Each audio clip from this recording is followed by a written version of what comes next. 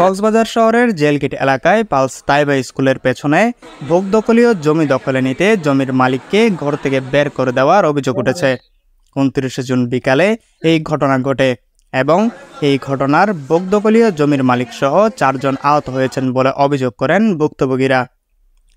ভুক্তভোগী জমির মালিক নুরুল আলম বলেন, তিনি 50 বছর ধরে সরকারি খাস জমিতে বসবাস করে আসছেন। গেল কয়েক বছর ধরে তার জমি দখলে নিতে মিথ্যা মামলা দিয়ে হয়রানি করছে। গেল শনিবার হামলা করে তাকে এবং তার 2 ছেলে ও 2 মেয়েকে ধারালো অস্ত্র দিয়ে কুপিয়ে জখম করে ঘর থেকে বের করে দেওয়া হয়।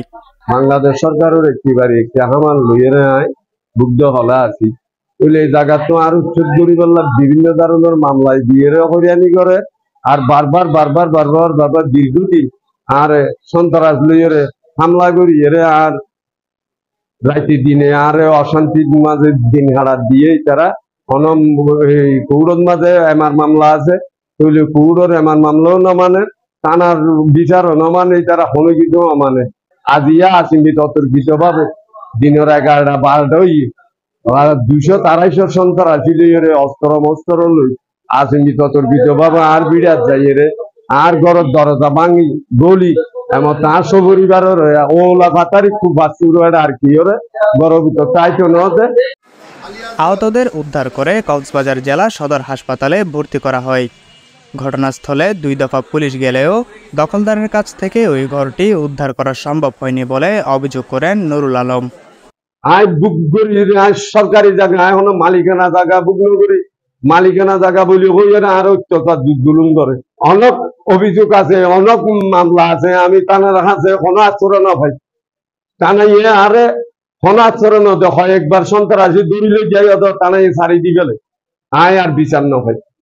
এই বিষয়ে জানার জন্য প্রয়াত শামসু মাস্টারের ছেলে মোর্শেদ আলম টিটু বলেন, এটি তাদের পৈতৃক সম্পত্তি।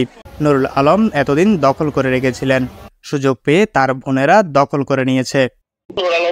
এলাকার অবৈধ দখলদার পাশাপাশি বহিরাগত আমি ওরি বিগিন তার বলি হয় এটা তো তান্ডব চালার ইন দেখি এলাকার ফুটবলার পাড়ার পশ্চিমলার পাড়ার এলাকার মানসিন সহ্য করি না পারি ইটারে বাইক যায় ওরা নমরিন তো চেক ধরে ফেলা একবার সদ্য দৌড়া যখন দিয়ে এই সুযোগ না মা বোন ইতারা খাইয়ে ইতারা খাই রাস্তে ওরকম ঘর পুত্র বলল ইতারা এই মাঝে অবস্থান করে নিয়ে আর 10 দিন না কর আর বাইন দে আর নিজেরা বুঝি দে চাল দিবার মাঝে লোক মাঝে খয় দখল করে ফেলেন এই নুরালমরের গলা দিন আজিয়া ইয়ান ওইয়ে এখন যার জায়গাতে আছে যার অবস্থাতে আছে।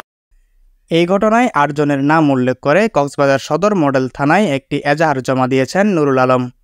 News desk, CCN।